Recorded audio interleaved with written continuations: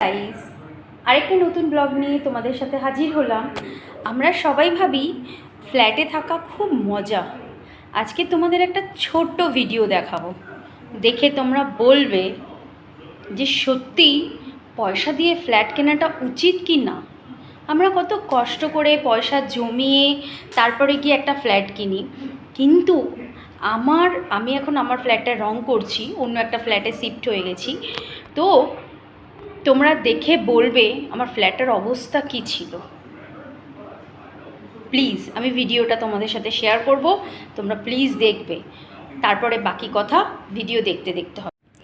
ছি ছি ছি ছি ছি ছি, কী কষ্ট করে একটা ওয়ার্ড্রব বানিয়েছিলাম আমি আমার মেয়ের জন্য। দেখো কি পরিস্থিতি আমার ফ্ল্যাটটা হয়ে গেছে, কি অবস্থা। হ্যাঁ, কত কষ্ট করে, কত কিভাবে মানুষ পয়সা জমিয়ে একটা ফ্ল্যাট কেনে এবং ফ্ল্যাটে ইনভেস্ট করে।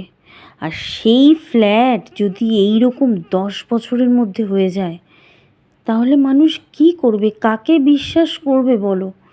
মানুষ লাফিয়ে লাফিয়ে এখন ফ্ল্যাট কেনার জন্য পড়েছে, যে না কেন ভাড়া থাকবে, তার থেকে ভালো একটু ফ্ল্যাট কিনে সেই ভাড়াটা লোনে শোধ করবে। আমার এখনও লোন শোধ হয়নি, আমার ফ্ল্যাটে সত্যি বলছি লোন শোধ হয়নি। খুব কষ্ট লাগে জানো তো। আমি আর আমার হাজব্যান্ড ভীষণ কষ্ট করে ফ্ল্যাটটা কিনেছিলাম, ভীষণ কষ্ট করে কিনেছিলাম, কিন্তু ফ্ল্যাটটা 10 বছরের মধ্যে এই রকম পরিস্থিতি হয়ে যাবে না, বুকের ভেতরটা পুরো ফেটে যায়, ফেটে যায়। কাকে গিয়ে বলবো, কে শুনবে আমাদের এই কমপ্লেন?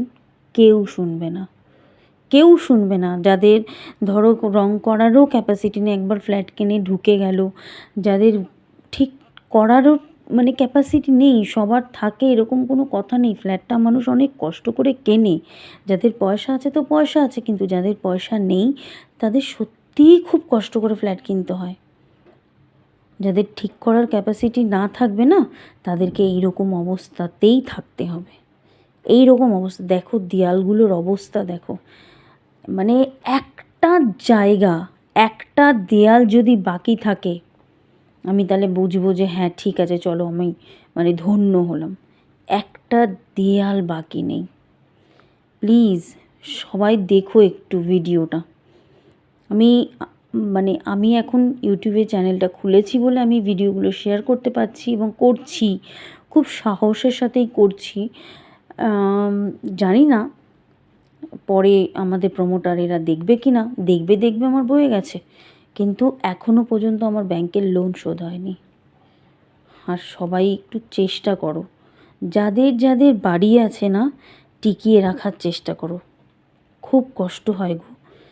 একটা জায়গা প্রমোটারকে দিয়ে দেবে, তারপরে পুরো মুরগির খোপ বানিয়ে তোমাকে দিয়ে দেবে, আর কিচ্ছু করতে পারবে না, কিচ্ছু করতে পারবে না, নাথিং। ওই মুরগির খোপের মধ্যেই থাকতে হবে এবং এই রকম পজিশানেই থাকতে হবে। আমাদের বাড়ি যাদের কাছ থেকে প্রমোটারটা এই জায়গাটা নিয়েছে, তাদেরও ফ্ল্যাটের অবস্থা খুব খারাপ। সব থেকে বড় কথা হচ্ছে, তাদের এমনভাবে বাস্তুতে বাথরুম বানিয়েছে না, তাদের বাড়িতে শরীর খারাপ নাকি ঠিকই হয় না। উত্তর পূর্ব কোণে নাকি বাথরুম বানাতে নেই, আর সেটাই তারা বাথরুম বানিয়ে দিয়েছে। আমাদের কিচেনের বাস্তুটা এমন বানিয়ে দিয়েছে, আমাদের পুরো উত্তর দিকে মুখ করে রান্না করতে হয়। মানুষকে পুরো ঠকিয়ে ভূত করেছে। যাই হোক, কোনো অসুবিধা নেই, আমাদেরই না ঠকিয়েছে না, যেভাবে ঠকিয়েছে ভগবান বলে কেউ তো আছে, সেও দেখে নেবে, ভয় পাই না। যাই হোক, ভালো লাগলে একটা লাইক করে দিও প্লিজ। কমেন্ট করো কার কার ফ্ল্যাটে এইরকম অবস্থা।